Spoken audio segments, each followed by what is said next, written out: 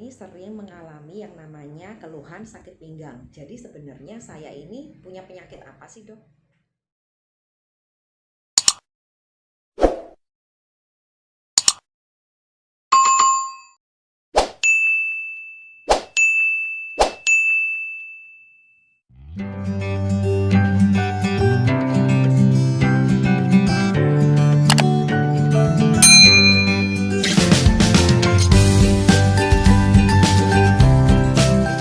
Teman-teman yang baru pertama kali nonton channel YouTube saya, perkenalkan nama saya Dr. Stefani Paulus. Saya seorang beauty and health consultant dan seorang bisnis online mentor. Di video saya kali ini, teman-teman, saya mau menjawab pertanyaan pasien-pasien yang datang ke klinik maupun ke puskesmas karena banyak banget mereka yang memiliki keluhan yang namanya sakit pinggang dan ini cukup sekali mengganggu aktivitas mereka sehingga mereka datang untuk mengambil obat.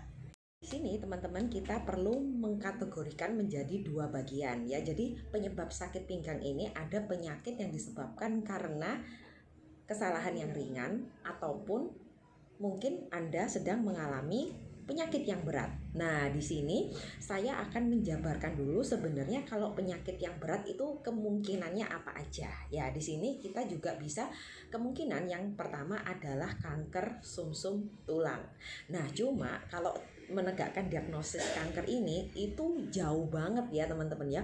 Kalau misalnya teman-teman itu punya keluhan yang terus menerus ya kan, dan nyerinya sangat mengganggu dan sama sekali tidak bisa diatasi dengan keluhan nyeri, ya kemungkinan Anda perlu melakukan pemeriksaan lebih lanjut ya. Jadi lebih lanjut itu maksudnya apa?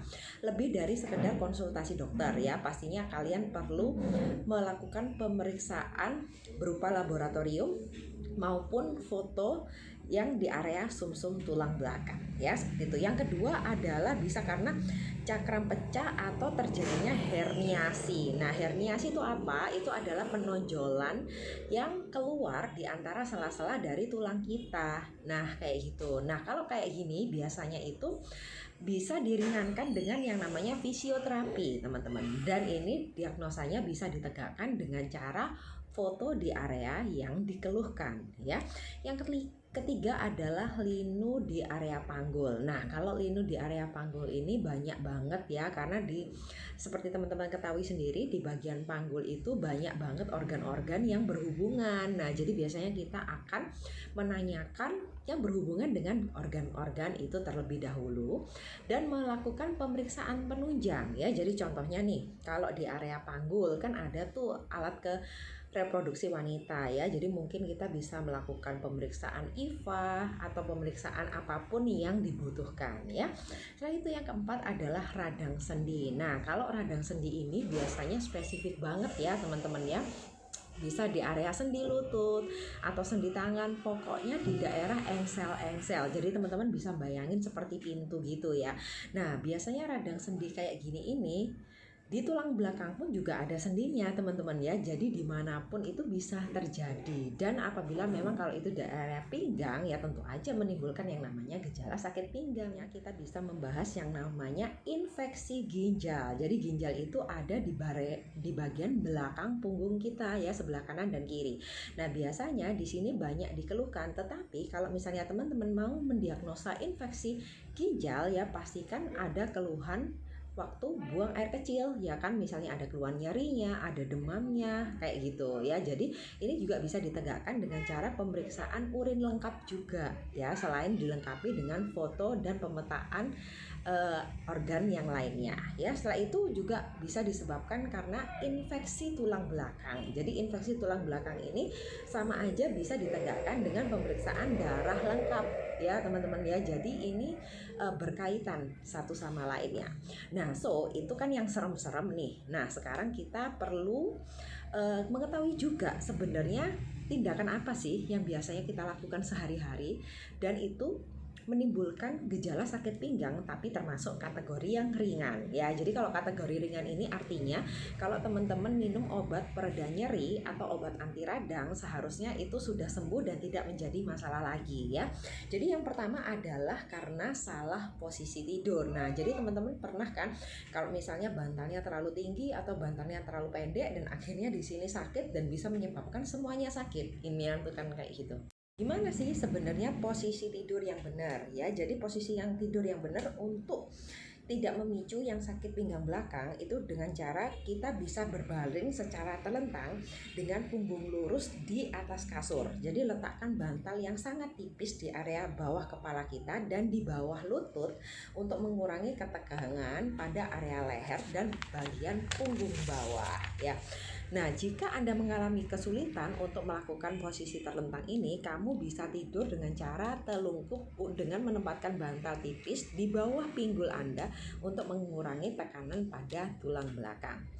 Nah, yang kedua adalah karena kasur yang Anda tiduri itu terlalu keras. Nah, jadi yang perlu diperhatikan ini tidak hanya posisi tidurnya teman-teman, tetapi di mana Anda meletakkan tubuh Anda.